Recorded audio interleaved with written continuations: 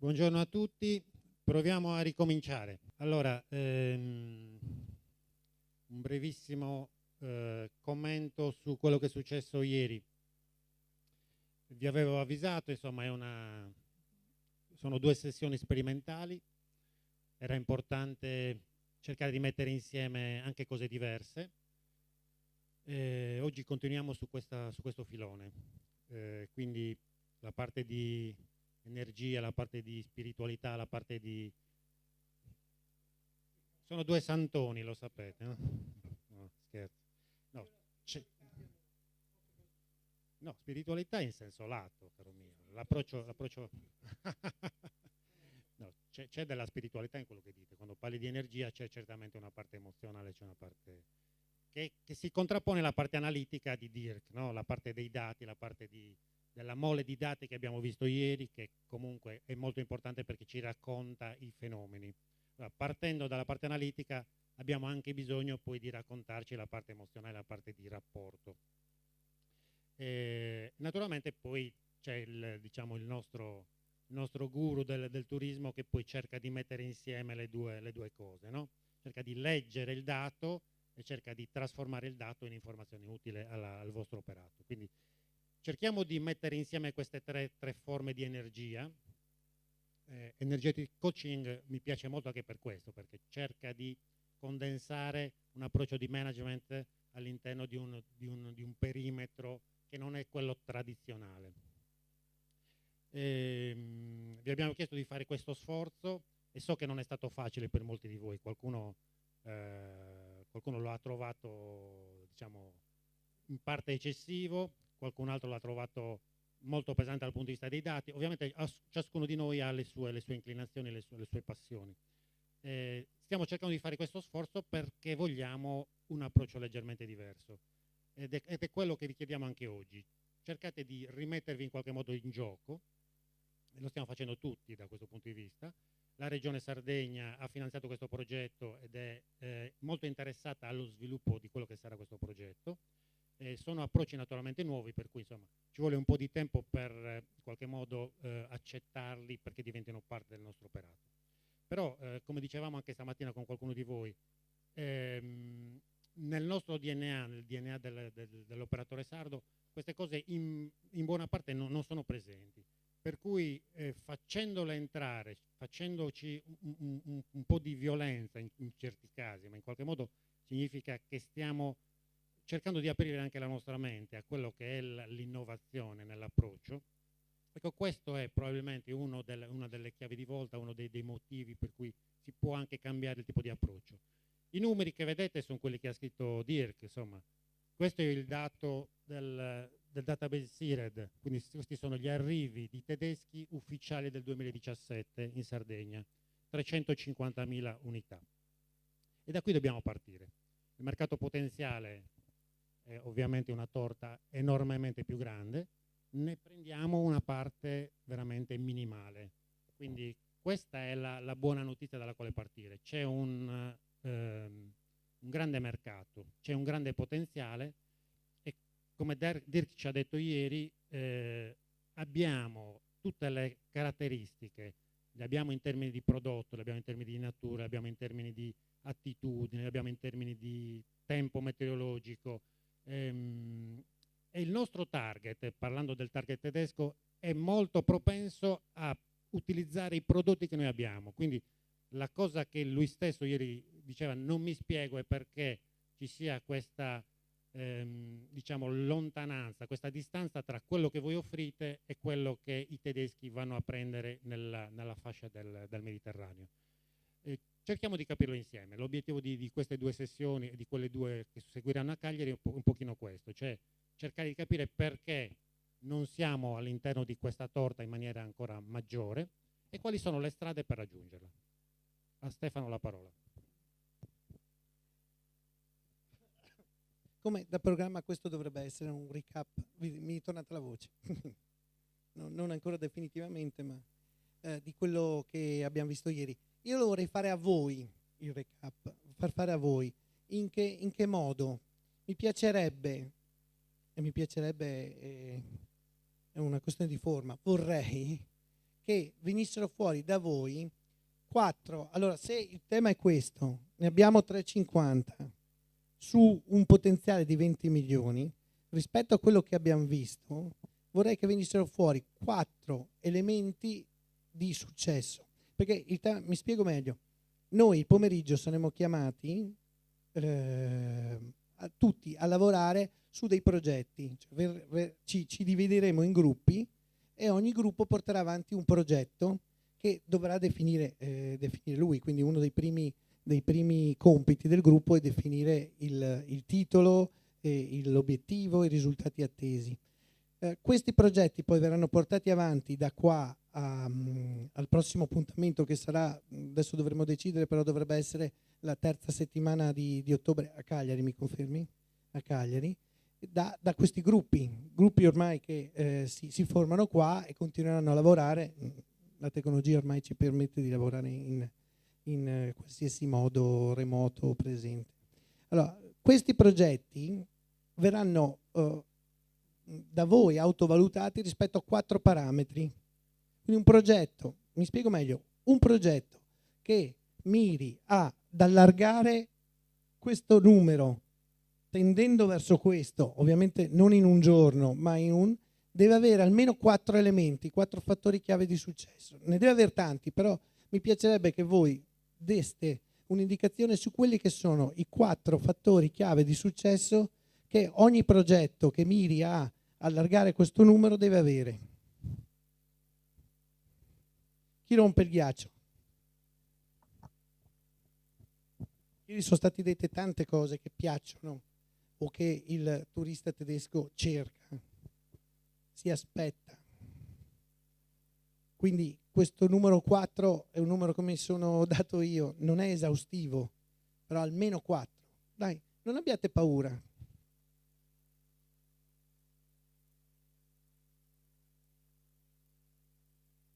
In una, massimo 2 parole, però puoi spiegarle in tante parole, poi alla fine dobbiamo definire. Direi, per citare il dottore Jarque, usare il mini neolaser, non la lupara, cioè segmentare in maniera precisa, quindi targetizzare quale, tra virgolette, tedesco vogliamo attirare. Per esempio, colui che ama tutto l'ambito della natura. Uno potrebbe dire creo una realtà glamping, per esempio, che in Sardegna è poco conosciuta, per attirare Quindi direi segmentare, la parola unica.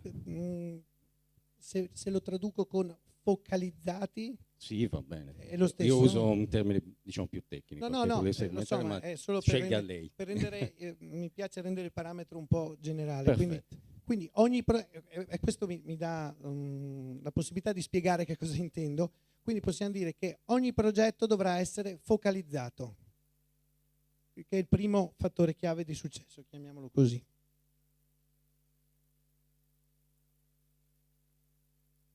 Ok.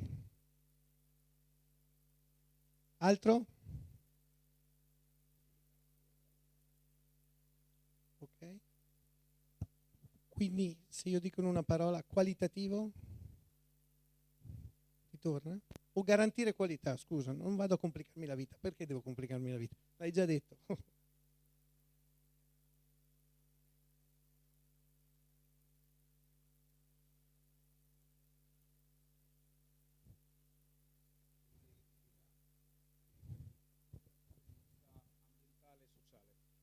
Quindi sostenibile, quindi deve essere focalizzato, deve garantire qualità e deve essere sostenibile. Perfetto.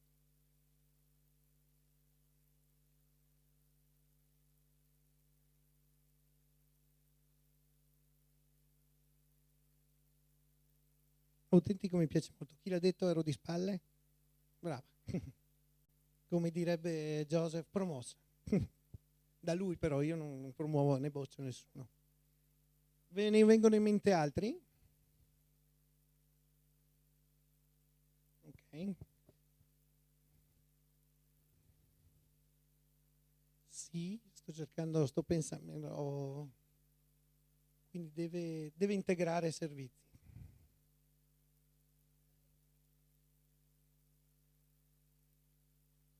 Ok.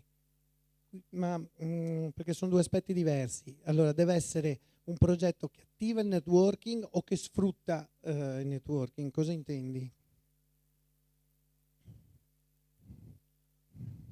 Che lavora in rete?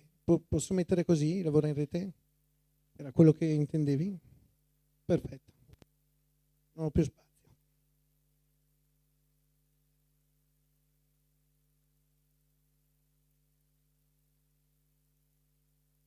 Ok, avevo detto 4 perché ero pessimista, invece siete... Anche se ogni volta con questo microfono mi sembra di essere quello delle giostre. Altro giro? No. C'è qualcuno che vuole, può, ritiene di aggiungere rispetto a questi?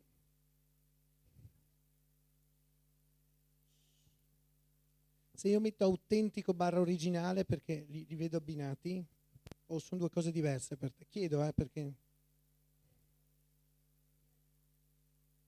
Ok.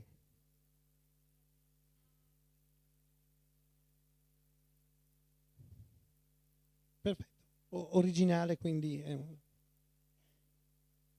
Però mi piace originale, perché innovativo ormai lo dicono chiunque. Originale... Se il padrone di casa mi permette, posso lasciare originale.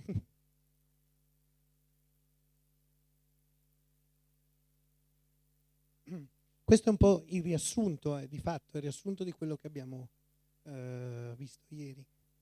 Altri?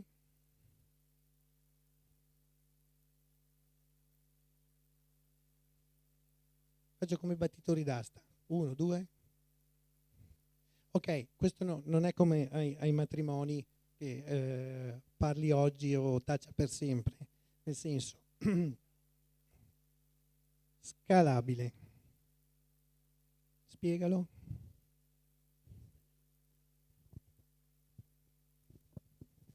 Potrebbe essere un progetto che dà la possibilità di sviluppo ulteriore, quindi che tu puoi estendere su altri territori, ad esempio, su scala. Okay. Può diventare una best practice, come direbbero gli anglosassoni. Vi torna? Quindi, che cosa ce ne facciamo di questo o di tutto quello che... Io spesso cito un libro bellissimo, che è forse il libro che mi è stato più utile pur non avendolo letto, nel senso che mi è bastata la prefazione, perché è un libro di un trader che ha detto: io faccio trading, operazioni di trading, e sono da solo e nessuno mi può avvertire se sto facendo una cosa giusta o una cosa sbagliata, e le cose giuste o sbagliate che faccio pesano molto perché sto giocando con i miei soldi. E allora ha fatto questo libro per dire: mi do dei parametri per autoregolarmi, quindi per questo è il concetto. Questa cosa qua sono dei parametri che serviranno ai gruppi di lavoro per autoregolarsi. Quindi man mano che il progetto prende forma, questa diventa una checklist per dire: sto facendo un progetto giusto o sto facendo un progetto che è fuori tema. Il dirvi se il progetto è giusto o è fuori tema ve lo dite da soli. Questo è uno strumento di auto-checklist, io la chiamo. Io amo le auto-checklist perché credo, noi abbiamo fatto un sacco di teoria dei gruppi, ma come vedremo in 2 slide che vi ho fatto, io sono fermamente convinto che i lavori di gruppo funzionano se ogni persona è equilibrata e stabile da sola. Allora io entro in un gruppo con la mia stabilità e porto la mia stabilità nel gruppo. Se entro in un gruppo e penso che sia il gruppo a darmi stabilità o darmi qualcosa, il gruppo non funziona. Quindi significa che ogni persona deve essere costantemente centrata e allineata su se stesso, e ogni progetto deve avere la stessa modalità. Ogni progetto deve essere un progetto che all'interno esprima una serie di cose. Questa serie di cose le avete definite voi qua.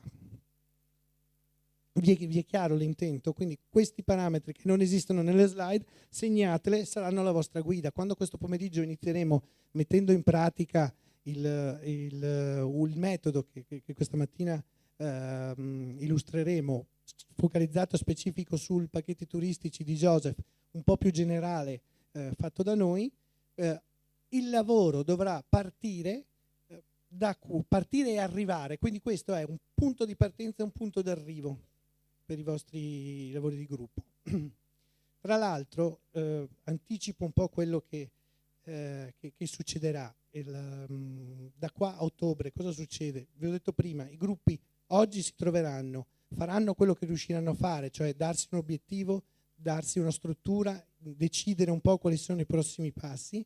Durante l'estate avrete dei temi da sviluppare e noi vi assisteremo in remoto, quindi man mano che produrrete degli step, questi step noi ci prendiamo la responsabilità di restituirvi dei feedback e laddove noi non è che siamo gli esperti, siamo semplicemente delle persone esterne che vi danno un'occhiata rispetto a quello che voi fate. Alla fine i 2 giorni di ottobre saranno dei 2 giorni in cui questi progetti verranno presentati e verranno illustrati, verranno anche presentati nella loro struttura e ci sarà una sorta di premio, di classifica, perché voi stessi vi voterete e quindi voi stessi deciderete qual è il miglior progetto e il miglior progetto, oltre ad avere un attestato, avrà un premio offerto e elaborato da non me lo ricordavo, me l'ha detto 5 minuti fa, sto diventando vecchio, e quindi da Cara Sardegna. Quindi questo non perché uno vede la sua vita cambiata se ha o meno il premio di Cara Sardegna, però ogni lavoro deve avere uno scopo. Un piccolo scopo può essere quello di confrontarmi con gli altri, capire qual è la mia misura del valore che ho prodotto rispetto agli altri e il premio attesta questo valore rispetto a quello che hanno fatto gli altri. Tutto chiaro?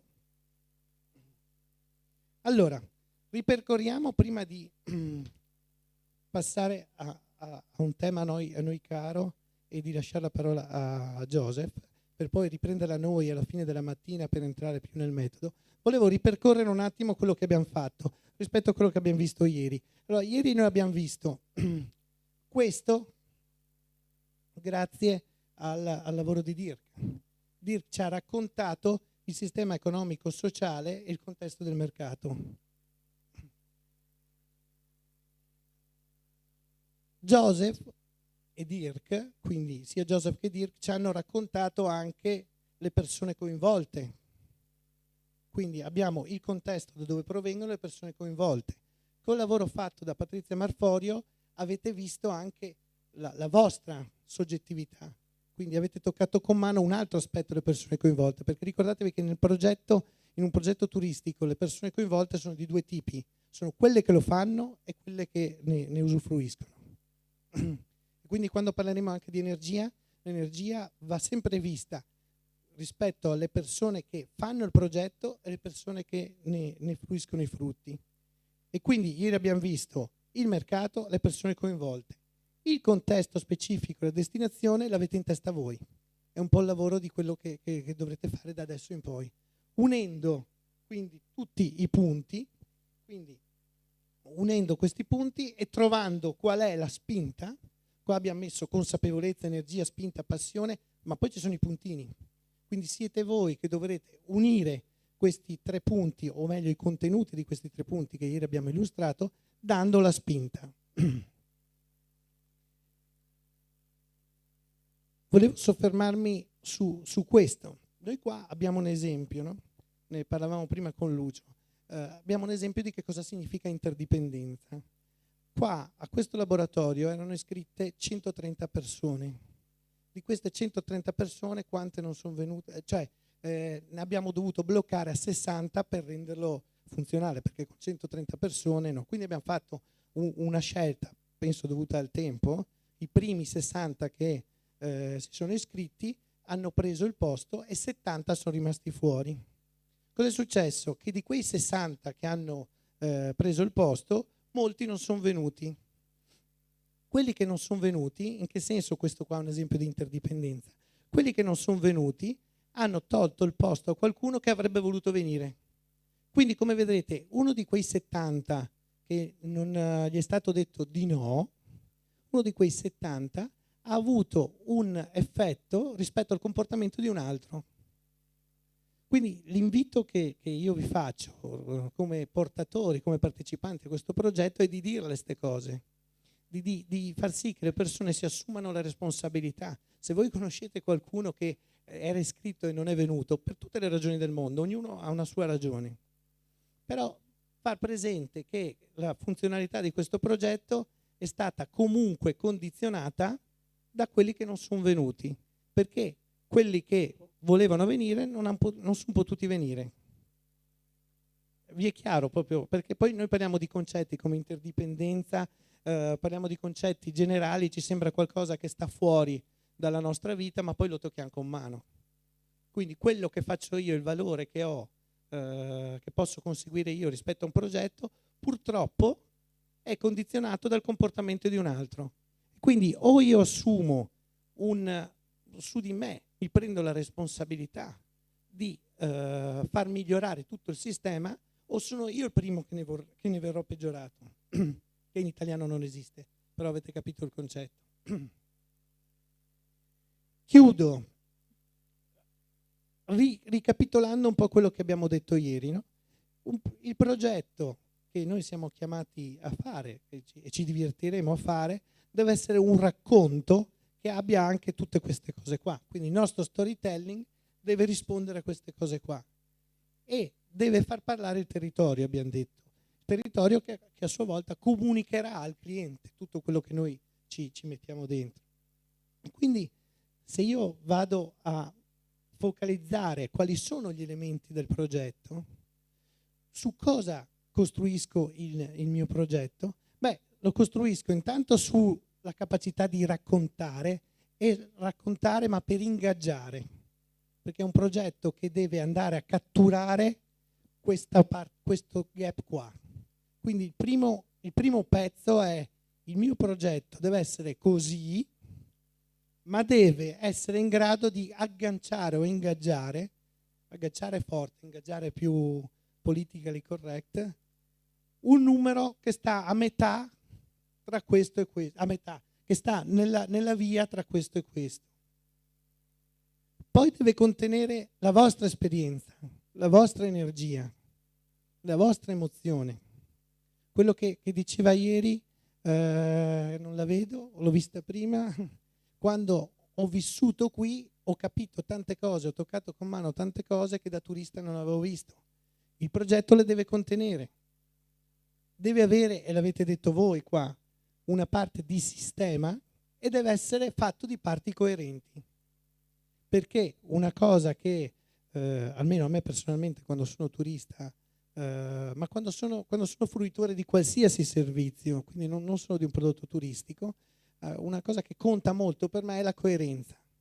Se io trovo un qualcosa, provo un'esperienza, trovo un servizio, compro un prodotto e poi volto l'angolo e ne trovo un altro, deve esserci coerenza tra quello che vedo prima e quello che vedo dopo. Non posso uscire da un albergo. Noi avevamo un albergo quando lavoravo, perché non vi ho detto tanto di me, però io la metà della mia vita professionale è stata nel turismo e metà nel trasporto aereo, che è un pezzo del turismo. Quindi noi, non dico dove, ma non era in Sardegna, quando lavoravamo in Ventaglio, avevamo un albergo che era molto bello dentro, appena uscivi svoltato l'angolo era pieno di rifiuti. Allora questo è un esempio di incoerenza, perché poi alla fine le persone vedono la differenza dei due elementi. È chiaro che coerenza non vuol dire che faccio il villaggio sporco, vuol dire che mi faccio parte diligente, così abbiamo fatto, affinché anche l'ambiente esterno sia coerente con quello che noi proponiamo. Quando noi offrivamo il villaggio per famiglie, facevamo sì che tutto il villaggio fosse coerente col prodotto famiglie. Quindi questo deve essere. Il tema che diceva ieri Joseph, ci sono degli alberghi solo adulti, gli alberghi solo adulti saranno coerenti con quel servizio. Certo non faccio il karaoke con le canzoni di Cristina D'Avena se offro un albergo. Adesso sto facendo esempi banali, però questo è. Quindi la coerenza del singolo pezzo. Tutto deve stare in equilibrio. E ieri abbiamo toccato con mano solo una parte, ovvero la parte della storia. Sull'equilibrio ci torneremo. L'equilibrio che è fatto anche da un equilibrio tra le tre energie che noi abbiamo, e sulle energie mi taccio e faccio la parola a Patrizia. Grazie Stefano. Mi sentite? Ok. Allora, abbiamo parlato di grounding e credo valga la pena spendere un momento per dire che cos'è. Deriva dall'inglese, significa essere radicati. Ground è la terra, quindi significa avere i piedi per terra. Nell'approccio bioenergetico e anche nel metodo, che vedremo tra poco, questo è fondamentale perché significa che noi siamo in contatto con la realtà. Vuol dire che non ce la raccontiamo, non ci illudiamo. E qual è la realtà con cui siamo in contatto? È la nostra realtà come persone, come individui, è la realtà degli altri, è la realtà del territorio. Quindi significa riuscire ad avere consapevolezza sia di quello che riguarda me, ma anche di quello che riguarda ciò che mi circonda. Come si fa a prendere consapevolezza di questo? Avete qualche idea?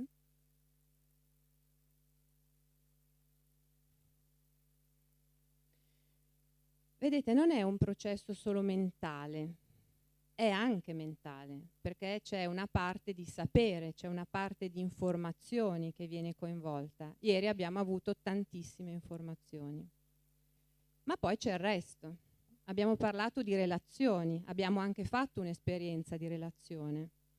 E la relazione molto spesso non può essere controllata dalla mente, ma viene agita grazie alle nostre emozioni. E le emozioni, abbiamo visto, risiedono in un'altra parte del nostro corpo. Così come abbiamo una capacità realizzativa. Quando inizieremo a lavorare oggi sul progetto e definiremo un obiettivo, questo obiettivo dovrà essere grounded, dovrà essere realmente realizzabile, se no, di nuovo, che è un'illusione, lavoriamo per niente. E quindi attiveremo delle altre risorse energetiche che si trovano metaforicamente in altri punti del nostro corpo. Un modo per riuscire a sentire e quindi a calare tutte queste parole, queste teorie nella pratica, è quello di farne esperienza. E quindi adesso faremo una brevissima esperienza di qualche minuto per prendere contatto con i 3 centri energetici e quindi togliamo l'attenzione da quello che stiamo vedendo sullo schermo e la portiamo dentro di noi. Un modo per passare da un sapere esterno a un sapere interno, ovvero per attivare la consapevolezza, è quello di cominciare a chiudere gli occhi e a focalizzarsi su quello che stiamo percependo. Quindi vi invito a chiudere gli occhi. Non è facile, per qualcuno è, come dire, è complicato lasciare andare il controllo verso l'esterno. Quindi sentite, sperimentate com'è per voi, se è semplice, se è possibile, se è anche piacevole, prendersi un momento per sé, o se invece è complicato. Quando vedo che più o meno tutti hanno gli occhi chiusi, vado avanti. E vi invito a prendere contatto con la vostra testa.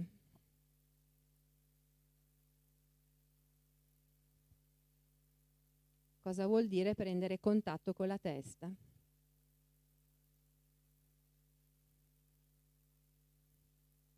Beh, probabilmente percepiremo 2 cose. La mente, che pensa, che anticipa, che crea immagini, che magari ha aspettative o giudizi. questo succede sempre. E poi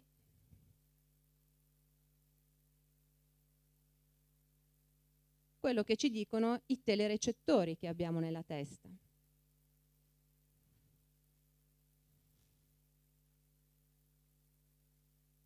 E questa parte stessa, che forse ha un peso, possiamo iniziare a sentirla. Se abbiamo un buon allineamento, non sentiamo il peso. Se abbiamo una postura non radicata, forse inizieremo a sentire qualche tensione nel collo, forse. In realtà noi ci dedichiamo pochi minuti, per cui spero che sia più piacevole che limitante. Osserviamo se e come stiamo respirando. Generalmente respiriamo col naso. Appena nati respiriamo con la bocca. Osservate se state respirando con il naso o con il naso e la bocca. È possibile.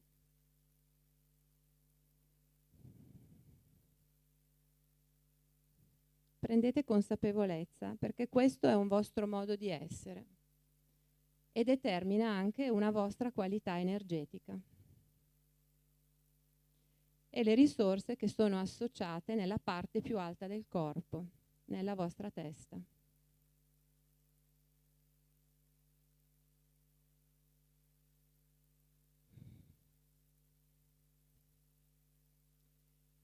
In questo punto si trova la nostra energia cognitiva e ideativa.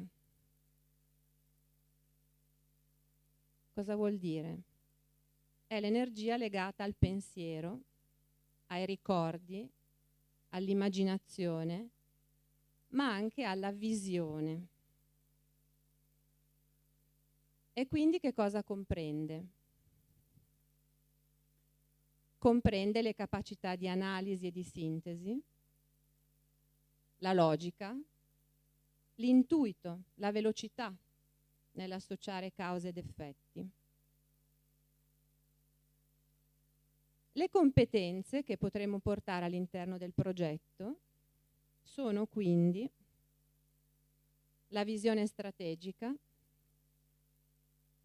il marketing, la pianificazione, l'innovazione, qualcuno l'ha definita originalità, e il problem solving.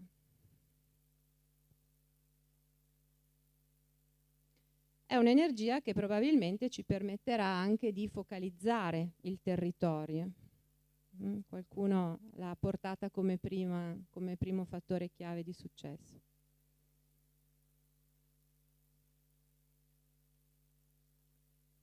Prima di passare a un'altra energia, alzi la mano, sempre tenendo gli occhi chiusi, così permettiamo alla mente di rilassarsi e di farsi condurre. Alzi la mano chi sente di avere molta energia in questo punto del corpo. 1, 2, 3, 4, 5. Grazie. Alzi la mano chi sente di avere energia in questo punto del corpo. Ok, grazie. E infine alzi la mano chi sente di avere poca energia. Ok, grazie. Va bene. Grazie per la verità. Andiamo un po' più giù, proviamo a seguire il flusso del respiro e ci concentriamo in un'altra area del corpo. Magari la stiamo già avvertendo. È quella delle spalle, del petto e della parte alta della schiena. Ok, se ci sentiamo appoggiati, molto probabilmente la testa è in linea con questa parte del corpo. Non siamo stanchi, ma ci stiamo anche rilassando, ci stiamo affidando. Perché qui nel petto si trova il cuore e nel cuore ci sono le emozioni e i sentimenti. Sentite com'è per voi prendere contatto con questa parte, se è piacevole o se invece emergono delle tensioni, dei limiti. Se stiamo respirando in modo libero, è possibile anche sentire i micromovimenti di espansione del torace. E per chi è più allenato col respiro, anche il battito cardiaco. Sentite se è vero per voi.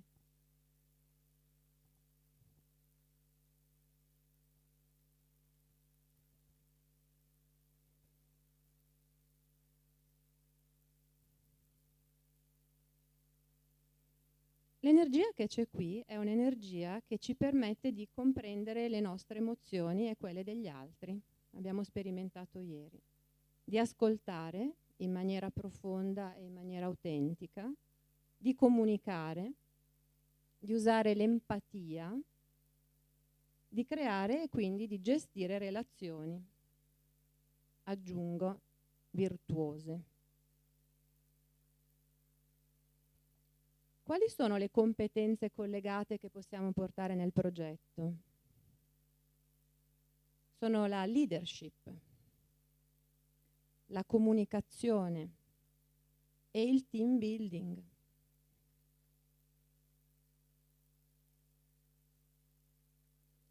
È sicuramente un'energia che potrà facilitare, lo vedremo più avanti, i processi di adesione e di partecipazione.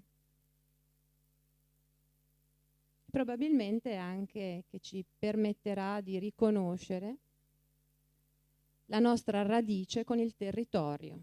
Qua ci sono i sentimenti, ci sono i legami. Bene, come abbiamo fatto prima, alzi la mano chi sente molta energia in questo punto del corpo. Wow! Grazie. Alzi la mano chi sente energia in questo punto del corpo. Grazie. E alzi la mano chi invece non sente proprio energia. Ok, grazie.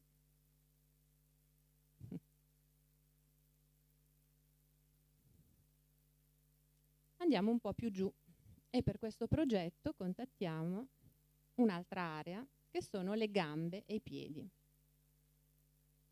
Quindi portiamo consapevolezza e osserviamo come stiamo appoggiando le gambe, la parte alta delle gambe sulla sedia e i piedi a terra.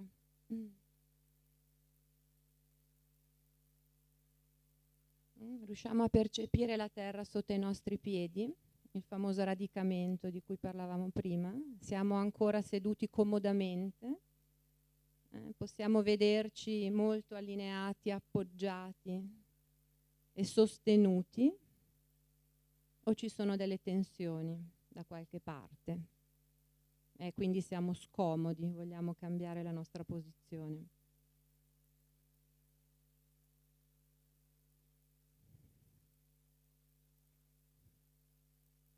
Siccome abbiamo detto ieri che c'è un'identità tra il corpo e la mente, se il corpo è comodo anche la mente si può rilassare. Ci sentiamo più aperti e più vitali, la nostra energia scorre e anche tutti i processi corporei non hanno limiti, non somatizziamo. Ok. Cosa c'è nelle gambe? Lo dicevamo ieri, no? Passo dopo passo andiamo avanti. E quindi c'è il sapere e il potere fare, c'è l'agire, c'è la capacità di prendere i pensieri, le idee, le emozioni e di portarli verso il basso, di portarli nella realtà, di concretizzarli. E quindi vuol dire riuscire a definire obiettivi e a raggiungerli, davvero.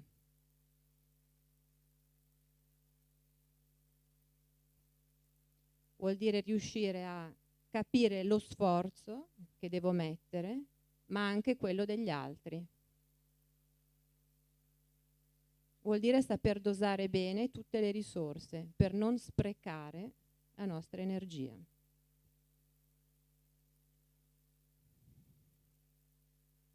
Quando riusciamo ad avere delle azioni concrete e a raggiungere i nostri obiettivi o a soddisfare i nostri bisogni, i nostri desideri, ci sentiamo bene, proviamo piacere. Le competenze che associamo a quest'area sono quella del saper prendere le decisioni e portarle avanti, del project management, dell'orientamento al risultato e del controllo delle fasi del progetto, la fase di verifica.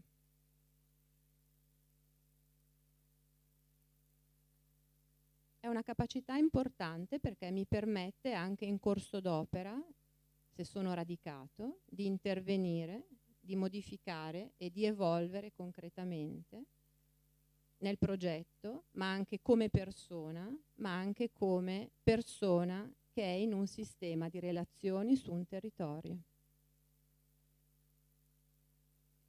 Bene, ultime domande. Chi sente molta energia in questo punto del corpo, alzi la mano. Grazie. Chi sente energia, normale, alzi la mano. E chi non sente energia, alzi la mano. Grazie.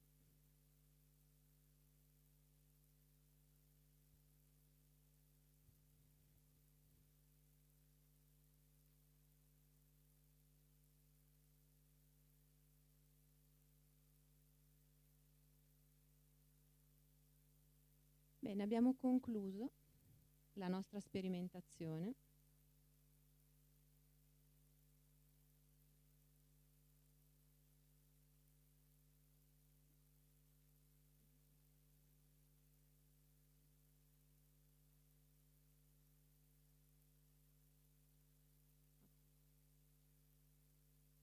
Ci prendiamo un momento per risvegliarci e tornare qua in contatto con il gruppo.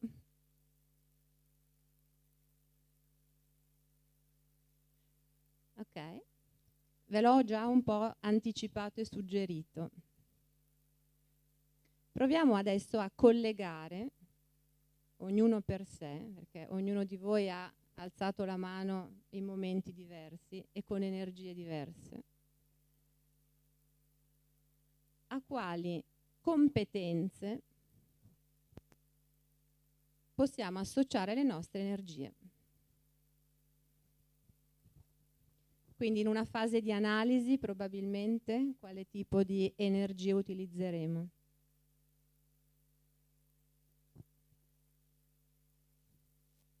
Esattamente, quella cognitiva.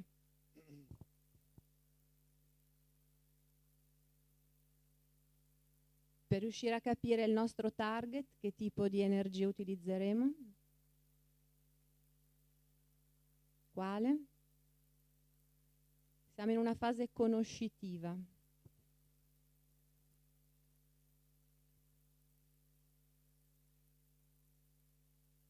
Non ho capito. Anche, c'è sicuramente anche il marketing di relazione, ma se vogliamo focalizzare bene il target, molto probabilmente avremo bisogno di numeri. E quindi di nuovo la prima energia, no? Per riuscire a utilizzare al meglio tutte le informazioni di Dirk, abbiamo visto ieri, del mercato e dei profili di consumo, probabilmente dovremo utilizzare ancora un po' di testa. E poi sì, è corretto. Per riuscire a trovare un modo e per ingaggiare il nostro target o i nostri target, allora l'energia da mettere in campo è quella emozionale e relazionale. Ieri abbiamo lavorato sullo storytelling e sull'empatia. A volte il come se, il mettersi al posto dell'altro, mi permette di creare un interesse comune. di trovare una convergenza di obiettivi e quindi di avere profitto da questo tipo di relazione.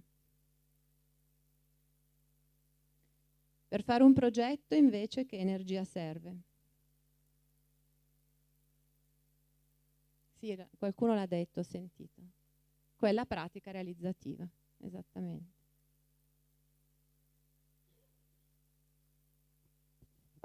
Vai. Beh, vedete che alla fine servono tutte e tre. Io devo prendere questa per capire tutti i dati che ho, però poi farlo passare attraverso l'emozionale e condividere con altri, e poi però chiudere il cerchio. Infatti il tema molto centrale è quello dell'equilibrio, perché noi siamo arrivati a dire che ogni tanto c'è una moda di New Age di dire no, basta la mente, andiamo sulle emozioni. No, per l'amor di Dio, la mente teniamocela. Semplicemente aggiungiamo il resto. La maggior parte dei progetti, soprattutto quando ero in azienda, avevano solo un pezzo, quindi io avevo persone che erano grandi persone di pensiero ma che non sapevano comunicare, persone che andavano subito all'operatività ma non avevano un'idea e non si mettevano in relazione con gli altri. Allora l'attenzione, una delle auto checklist che dobbiamo farci sempre è: sto mettendo tutte e tre in modo giusto, energie, perché devono entrare tutte e tre, perché se ce n'è solo una vuol dire che mi manca un pezzo. Posso avere una grande idea, ma se non so comunicarla e condividerla con i membri del mio team e con il mio pubblico, sicuramente la grande idea rimane sterile. Se vado subito all'operatività, no, sono un uomo d'azione, una persona, politically correct, sono una donna o un uomo d'azione, se non ho un'idea a monte probabilmente pesto acqua nel mortaio. Vi faccio una domanda rispetto alle classi target di cui ci ha parlato Joseph ieri. Quali energie metteranno? Mi viene in mente, l'unica che mi viene in mente poi, l'uomo in licra, che non mi ricordo come si chiamava, Man in licra. Quale delle tre energie vorrà trovare in un prodotto turistico? Non c'è una risposta. Oh, facciamo così. Quanti votano per la cognitiva creativa? Parliamo dell'uomo in licra, quello che era in bicicletta.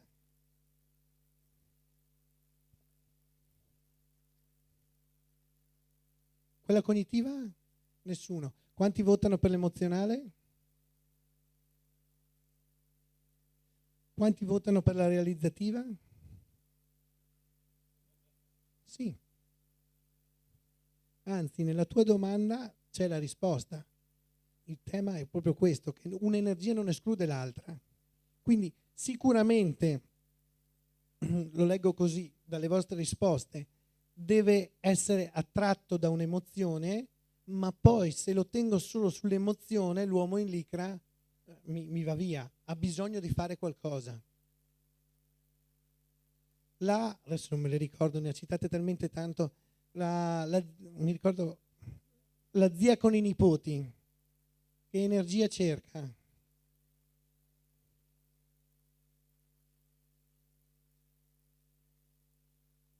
Quanti votano per la cognitiva? Quanti votano per l'emozionale, la zia col nipote? Quanti votano per la realizzativa e pratica? In realtà il lavoro che dobbiamo fare è, da quello che ci state dicendo, che tutti cercano tutte e tre energie, ma in fasi diverse.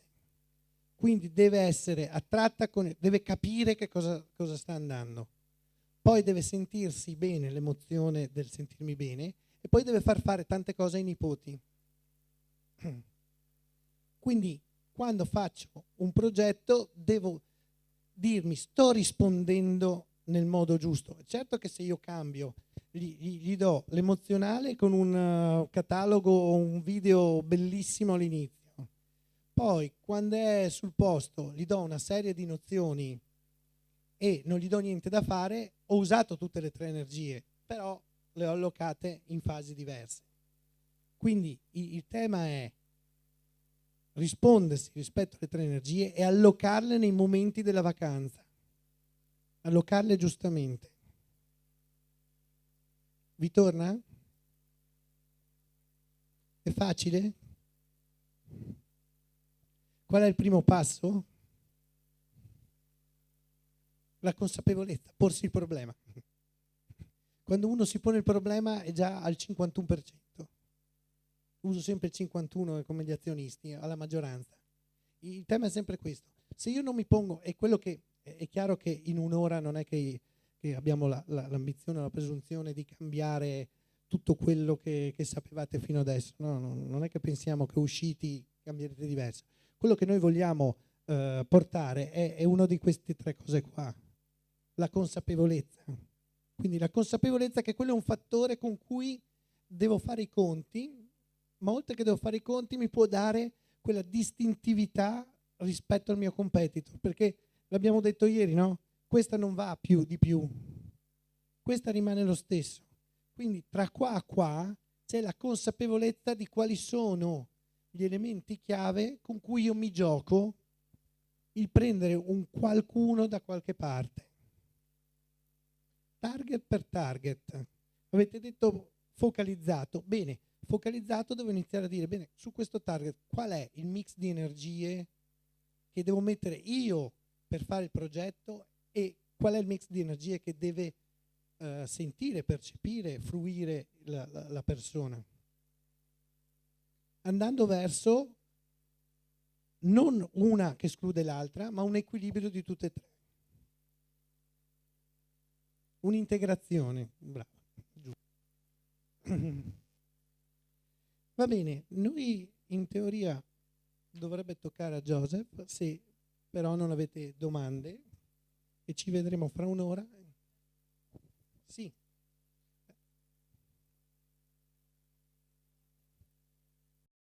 Tourism Call to Action, 7 incontri formativi per la crescita turistica della destinazione Sardegna. Iscriviti su www.aeroportodiolbia.it.